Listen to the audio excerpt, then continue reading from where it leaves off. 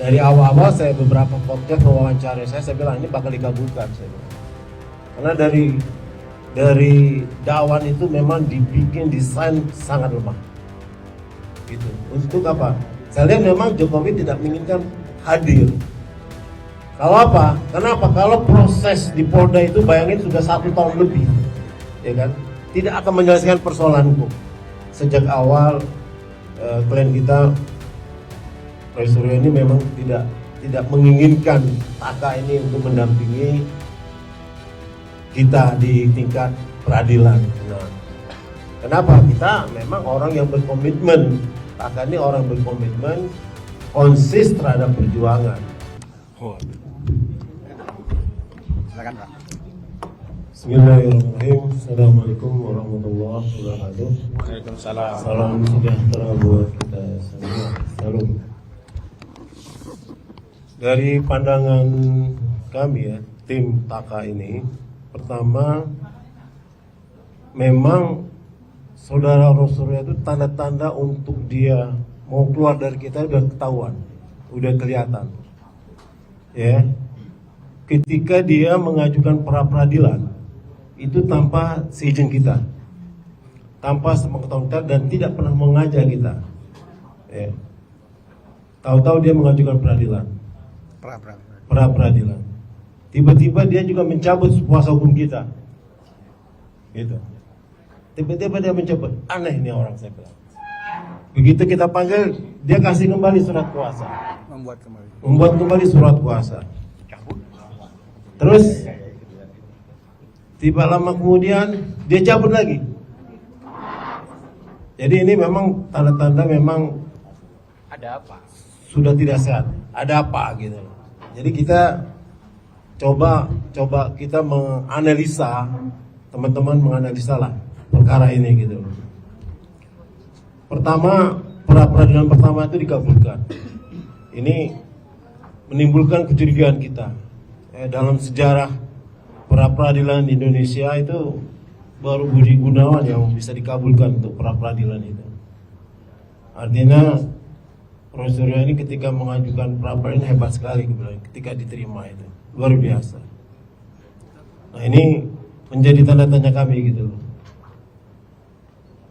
Kedua, kami sudah menganalisa surat dakwaan yang dibacakan oleh jaksa penuntut umum itu sudah kami baca sekali dan kami analisa. Di situ sangat jelas, ya. Pasal-pasal pertama diadukan adalah delik aduan. Artinya kalau delik aduan itu seharusnya pelapornya itu kan Jokowi hadir, wajib dihadir. Tapi ketika kita baca lagi di dalam itu, pelapornya itu ternyata saudara Kompol Sarif, ajudannya Jokowi sebagai pelapor. Ini kan kalau dari segi hukum, kalau dari keaduan itu kalau bukan pelapornya nggak bisa. Ini gugur demi hukum, batal demi hukum ini. Itu menandakan bahwa ini sudah sangat dilemahkan dakwan ini gitu. Ya. Artinya apa? Artinya kita ya sebagai orang hukum ya tim hukum ini membaca lah bahwa ada by design. Kenapa dakwan itu sangat lemah sekali gitu. Nah itu saya bilang ini pasti dari awal-awal saya beberapa podcast wawancara saya bilang ini bakal dikabulkan saya bilang. Karena dari dakwan itu memang dibikin desain sangat lemah. Gitu. Untuk apa? Saya lihat memang Jokowi tidak menginginkan hadir. Kalau apa? Kenapa? Kalau proses di Polda itu bayangin sudah 1 tahun lebih, ya kan? Tidak akan menyelesaikan persoalan hukum. Di proses Polda itu tidak akan menyelesaikan. Akhirnya dinaikkanlah perkara ini sampai ke pengadilan. Nah, saya bilang tadi bahwa pra peradilan itu kemungkinan besar akan diterima. Ada beberapa podcast saya di beberapa YouTuber yang wawancara, saya bilang itu bakal diterima. Kenapa? Karena memang mantan Presiden ketujuh Jokowi ini tidak mau dia diperiksa, tidak mau diadili. Jadi ada analisa saya tempo hari bahwa itu bakal dikabulkan semua pra peradilan itu. Tapi ternyata yang eksepsinya ini diterima gitu. Pra peradilan juga tidak diterima. Yang kedua tidak diterima. Karena yang kedua itu menyangkut pokok perkara. Memang di dalam pasal 91 KUHP yang baru itu dan putusan MK 10003 itu sudah jelas bahwa apabila perkara itu sudah naik ke pengadilan, sudah sidang, naik pengadilan dan ada nomor perkaranya itu tidak bisa tidak bisa dieksepsi, diperadilankan. Itu harusnya sidang gitu. Maka kita rapat tim TAKA ini ketika dia menawarkan sidang, kita enggak setuju pra-peradilan karena memang legal standing itu pra-peradilan itu sangat lemah sekali gitu loh. Ya udah jelas kok. Di dalam KUHP jelas pasal 91A itu udah jelas. Itu apabila perkara sudah naik ke pengadilan dan ini apalagi perkara Rosso ini udah jelas ada nomor 300 B pidana Jakarta Timur 2026. Artinya memang udah masuk pokok perkara, udah nggak bisa, udah mau sidang gitu loh. Jadi aneh-aneh saja kalau menurut saya ini sampai ke meja peradilan. Apalagi kalau dikabulkan, wah ikut tanda tanya kita juga kan. Tapi ini nyaris dikabulkan. Karena pertama dikabulkan ya kalau Pak Gosendudin tidak ke Komisi Yudisial dan tidak di Gedung Juang 45 ini dikabulkan benar kali. Kenapa? Karena Komisi Yudisial sudah memantau betul di peradilan itu. Nah, berikutnya kami juga mencurigai tanda-tanda ini memang sejak awal klien kita Roy Suryo ini memang tidak menginginkan TAKA ini untuk mendampingi kita di tingkat peradilan. Nah, kenapa? Kita memang orang yang berkomitmen. TAKA ini orang berkomitmen, konsis terhadap perjuangan, terutama nilai-nilai kebenaran. Ya Pak Kauzenudin kan nggak bisa dimacam-macamin orangnya. Kalau bisa dimacam-macam, waduh bahaya nih, nggak bisa ini. Akhirnya ya mereka tidak akan mau.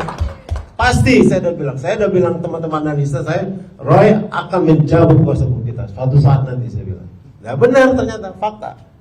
Karena dalam bincang-bincang saya sudah lihat, karena gelagat-gelagatnya sudah lihat dari dia membentuk dengan Repli Harun itu. Sudah kelihatan sekali bahwa tanda-tandanya itu ada Roy Tifa, waduh, Roy tiga apa?